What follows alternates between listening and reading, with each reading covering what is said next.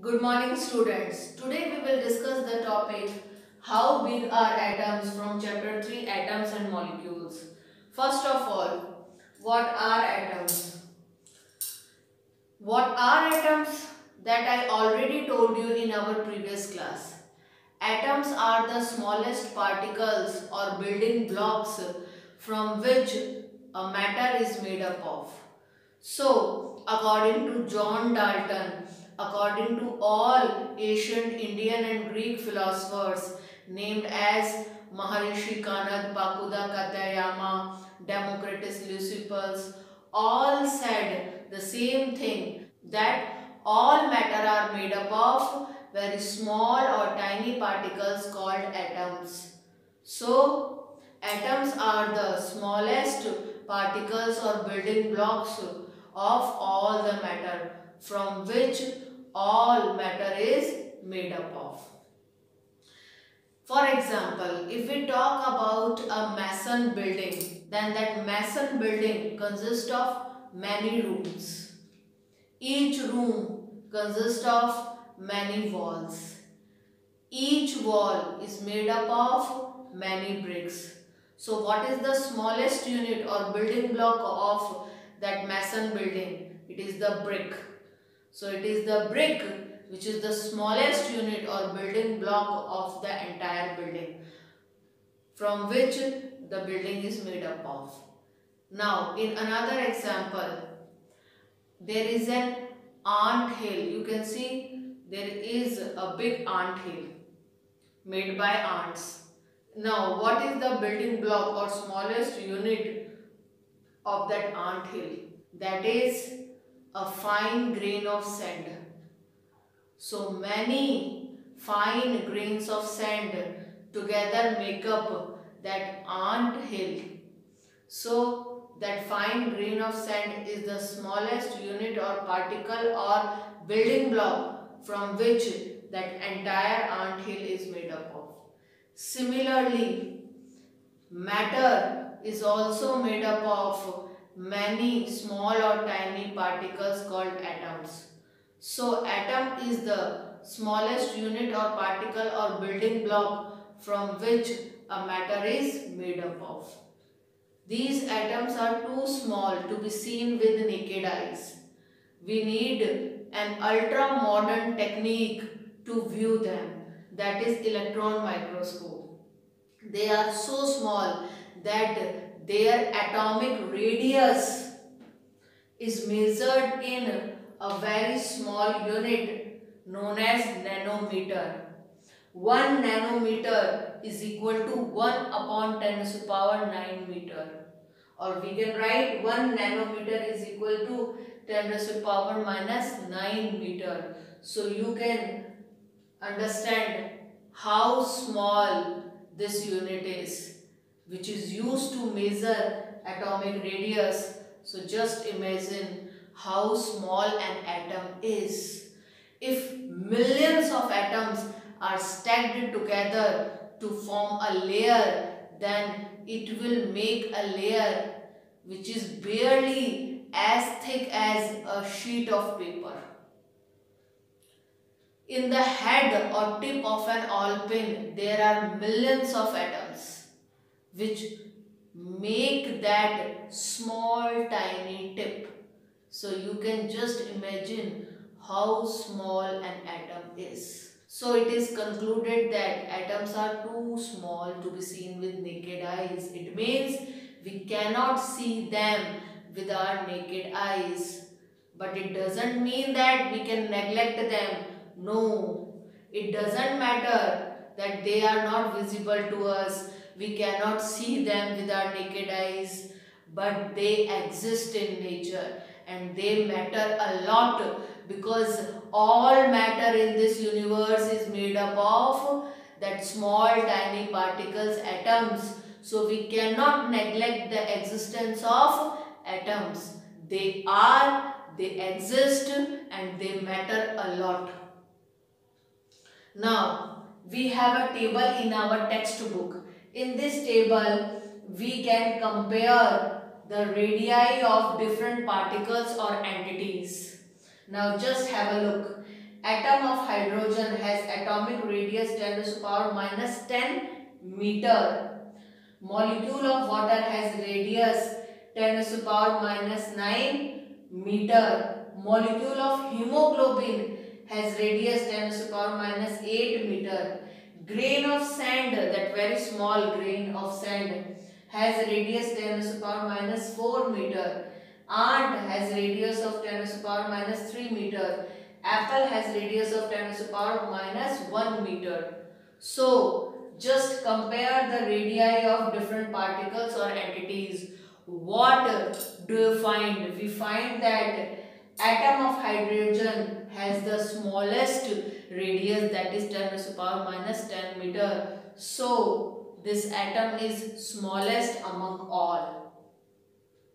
And this I want to prove that atoms are the smallest particles or building blocks of all matter, from which all matter is made up of.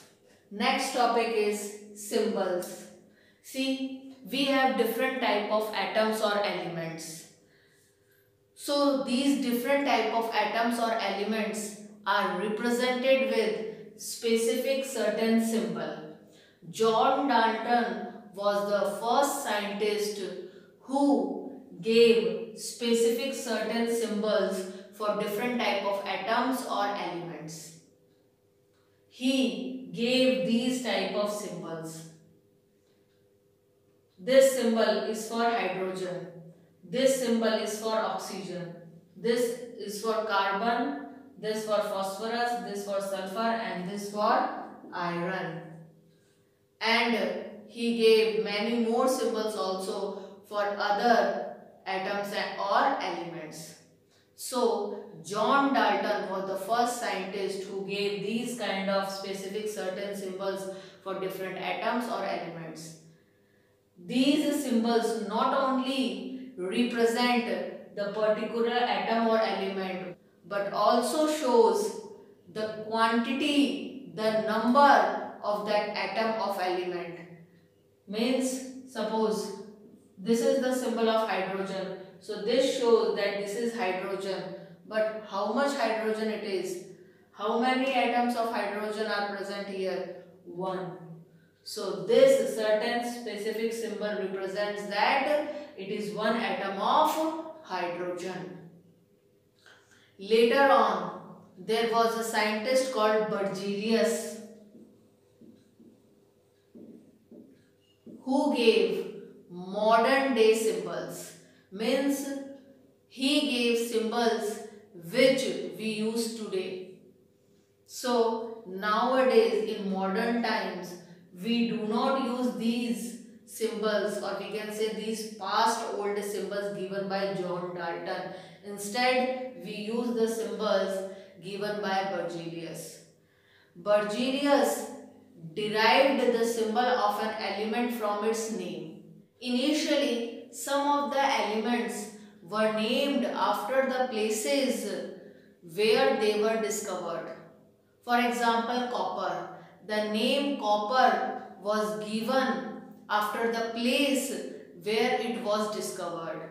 That was Cyprus. So, copper was discovered in Cyprus. That is why from the name of the place where it was discovered, that is Cyprus, copper name was derived. In addition to this, there were elements which were named after their color. For example, gold. Gold is yellow in color, and in English, yellow is also called gold. So, due to its yellow color, it was named as gold. Berzelius derived the symbols of elements from their names. How's that? He derived the symbols of elements from the letters of their names. He took the first letter or first and other letter of the name and made the symbols of elements. How's that? For example, carbon element. Its name is carbon. It spells like C-A-R-B-O-N. So he took first letter of this name and made the symbol of carbon C. Calcium. He took first and second letter of the name Ca and made the symbol of calcium. Zinc. He took first and third letter of the name and made the symbol Zn for zinc. So in this way, he took first letter or first and other letter from the names of the elements and derived their symbols.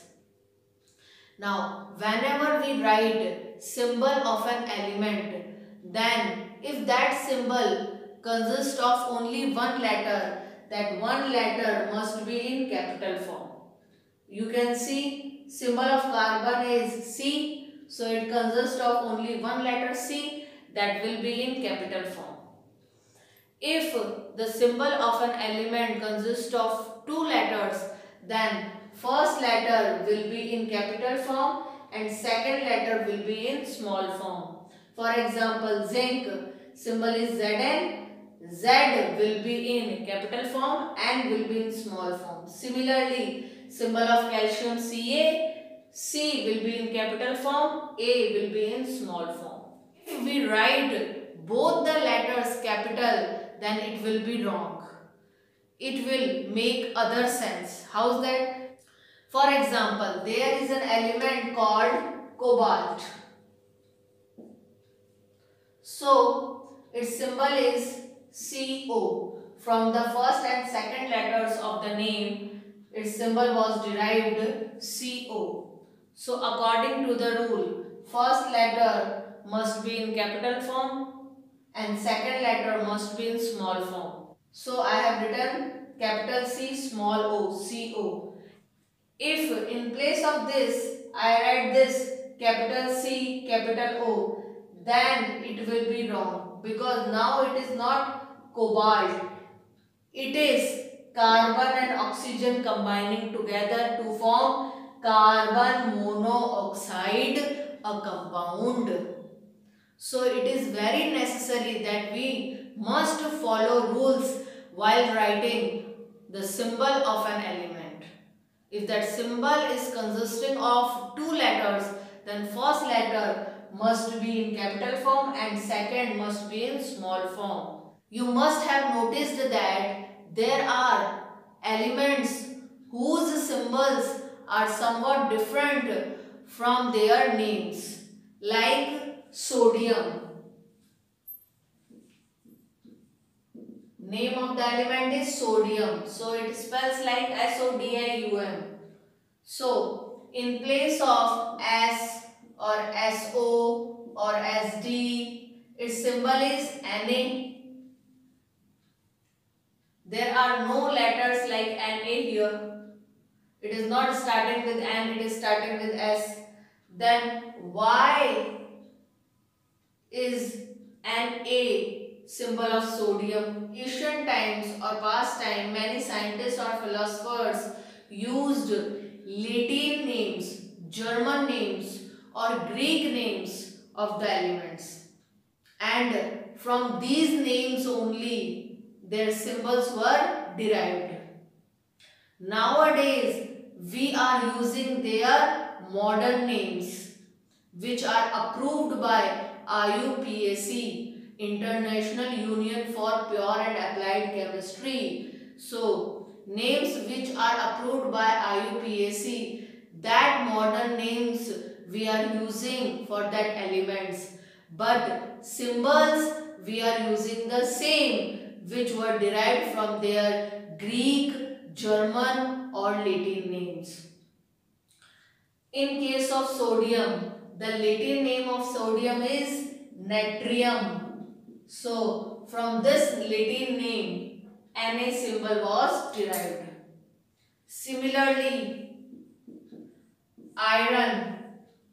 Iron starts with I but its symbol is Fe because this symbol was derived from its Latin name, ferrum.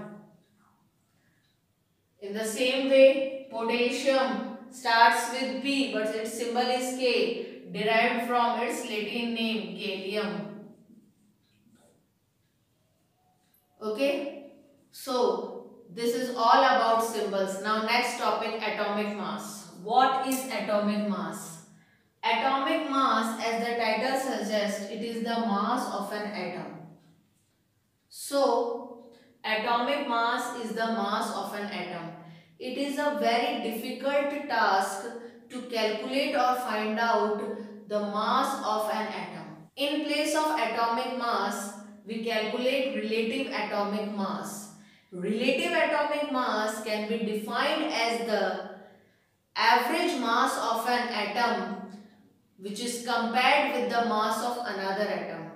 So, in order to calculate relative atomic mass, we relate or compare the mass of an individual atom with the mass of another atom with which it combines to form a compound. How's that? For example, there is a compound called carbon monoxide. In this carbon monoxide, one atom of carbon combines with one atom of oxygen. It was experimentally found that 3 grams of carbon combines with 4 grams of oxygen. So if 3 grams of carbon combines with 4 gram of oxygen, then it is obvious that 1 gram of carbon combines with 4 upon 3 gram of oxygen. Okay, so we can conclude that 1 gram or 1 part of carbon combines with 4 upon 3 gram or parts of oxygen. So it is clear that this carbon monoxide has one carbon atom which is having a mass 1 and one oxygen atom is having a mass 4 upon 3. What is the unit of mass of an atom? It is considered as atomic mass unit because we are calculating atomic mass. So its unit is atomic mass unit, abbreviated as AMU. So 1 carbon atom is having a mass of 1 AMU and 1 oxygen atom 4 upon 3 means 1.33 AMU. Nowadays, in place of AMU, we are using U. Stands for unified mass. So, according to this example, we would assign a mass 1 AMU to the carbon atom and 1.33 AMU to the oxygen, or I can say 1 U to 1 carbon atom and 1.33 U to 1 oxygen atom. But it is more convenient to have atomic masses in whole numbers or near to whole numbers. Initially, in the beginning, scientists selected or used 1/16 the mass of one oxygen atom as 1 AMU. Means they took 1/16 the mass of one oxygen atom as 1 AMU. Mass of the atoms were compared, were find out by relating with 1/16 the mass of one oxygen atom, which is equal to 1 AMU. And there were reasons to choose oxygen atom as the standard unit of measuring or comparing atomic mass. That reasons were: first, oxygen is a reactive element. It means it is a reactive element, so most of the elements react with it. So most of the elements or their atoms masses can be easily compared with oxygen.